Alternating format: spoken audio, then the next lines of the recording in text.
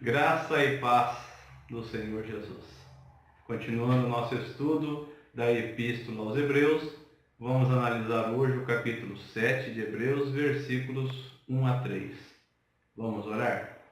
Pai, em nome do Senhor Jesus, nos ajuda a entender esta semelhança do sacerdócio do Senhor Jesus com o sacerdócio de Melquisedeque. Quais as características em que isso nos traz segurança e paz. Rogamos isso ao Senhor, em nome do Senhor Jesus.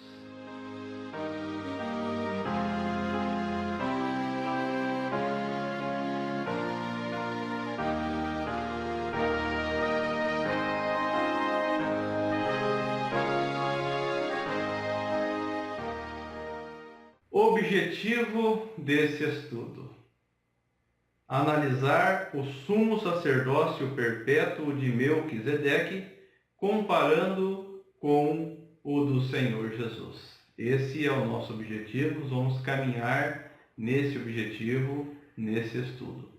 Quanto à posição, Melquisedeque era um rei e sacerdote. Leia Gênesis 14, 18. Seu reinado caracterizava-se por justiça e paz. Versículo 2. Como não possui genealogia, é claramente um tipo de Cristo na Escritura. A guerra a que o autor se refere no versículo 1 é a guerra mencionada no capítulo 14 de Gênesis. Justiça e paz. Característica do reinado. Melquisedeque era um rei. E também era um sacerdote. Então, este reinado e esse sacerdócio de um rei que não tem genealogia, e isso é interessante porque o povo hebreu sempre teve genealogia de todas as pessoas que são importantes. Melquisedeque era importante? Se não fosse importante, não estaria registrado na Escritura. Sim, é importante. Foi citado? Sim, foi citado, foi lembrado, foi falado. Por isso, ele foi falado pelo povo hebreu até vir parar, ter seu registro na Escritura, assim como Moisés, Abraão e as demais pessoas. Então ele era rei e a marca do seu reinado era justiça e paz, e era também um sacerdote. Isso nos remete à continuidade desse estudo, pois assemelhará então ao Senhor Jesus.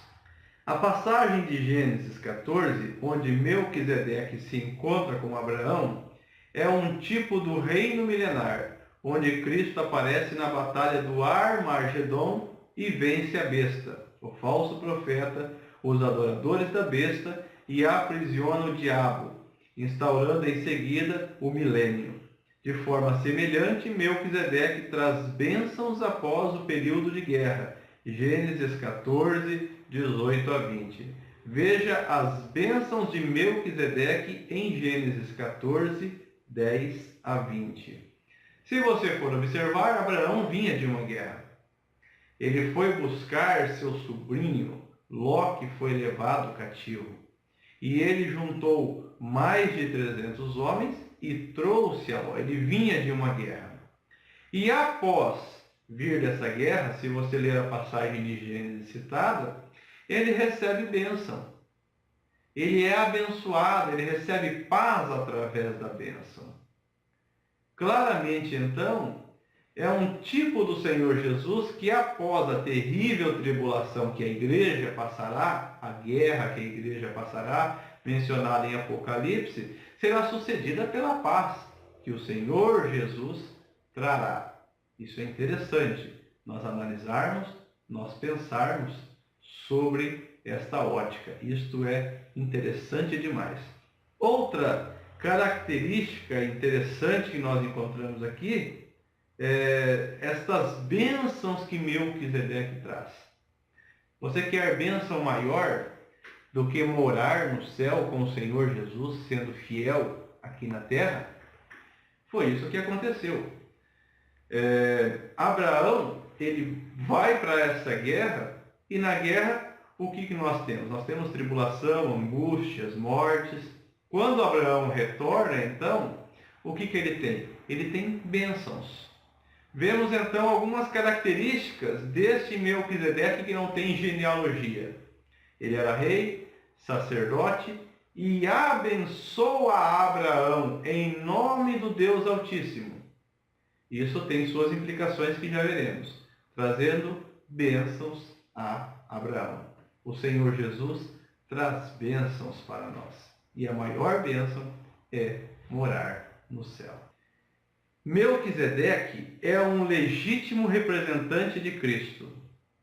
No exercício de seu sacerdócio, ele estava posicionado entre Abraão e Deus. Veja Gênesis 14, 19.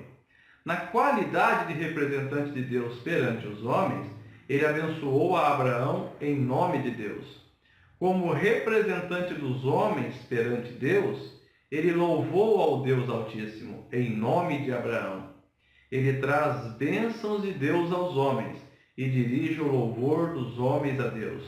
É assim que nos dias vindouros do reino milenar, Deus será reconhecido como o Deus Altíssimo que livrará o seu povo terreno e que tratará em juízo com qualquer poder hostil, conforme a mensagem do Apocalipse.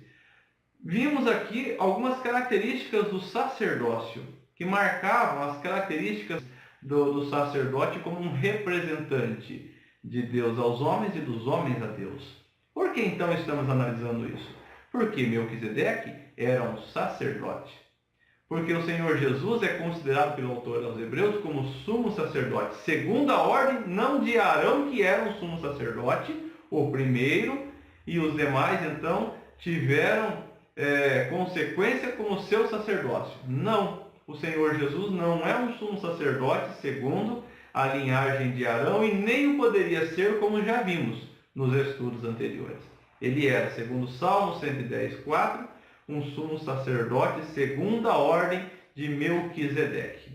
Então é importante nós vermos esse sumo sacerdócio de Melquisedeque agindo a favor de Abraão, representando Deus a Abraão naquele momento, representando Abraão a Deus naquele momento, dirigindo o louvor de Abraão, que vinha de guerra, trazendo bênçãos, trazendo paz. Esse é o sacerdócio do nosso Senhor Jesus. Ele nos busca, ele nos conduz a Deus, ele dirige o nosso louvor a Deus, ele nos traz bênçãos. Ele realmente é um sumo sacerdote completo. E isso terá necessariamente mudanças na lei, conforme nós veremos na continuidade do estudo da Epístola de Hebreus.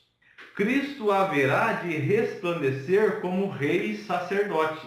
Zacarias, em capítulo 6, versículo 13, assim profetiza: Ele mesmo edificará o templo do Senhor e será revestido de glória. Assentar-se-á no seu trono e dominará, e será sacerdote no seu trono, e reinará perfeita união entre ambos os ofícios. Zacarias profetizou do Senhor Jesus, do seu sacerdócio, do seu reinado. Portanto, nós estamos vendo um homem sem genealogia, e isso é interessante na história do povo hebreu, que era rei e sacerdote, e o profeta Zacarias já previu que o Senhor terá então uma perfeita união entre esses dois ofícios. Analise isso, porque tudo aquilo que diz respeito ao Senhor Jesus já foi profetizado, portanto o autor aos Hebreus não está trazendo nada novo. Ele somente está revelando o Velho Testamento e suas profecias, e o seu devido cumprimento na pessoa do Senhor Jesus. A intenção do autor nessa passagem é abrir caminho para a explicação do sacerdócio do Senhor Jesus em comparação com Melquisedeque, lembrando Salmos 110:4. É importante lembrar que o autor já iniciou esse assunto no capítulo 5. Por que é importante abrir caminho para falar do Senhor Jesus como sacerdote? Simples. Mostrar que, mudando o sacerdócio, muda também a lei, conforme você vê em Hebreus 7,12. Essa nova lei é a nova aliança que o Senhor Jesus inaugurou aos que nele creem. Então o autor está abrindo caminho. Ele já começou isso, ele interrompeu pelas razões as quais nós vimos. É um assunto complexo, é um assunto profundo. E ele disse, como é que eu vou falar dessas coisas se vocês ainda estão precisando de leitinho? Lembra-se disso nos estudos anteriores? Pois bem, ele introduz então a questão da necessidade de aprofundar nas Escrituras.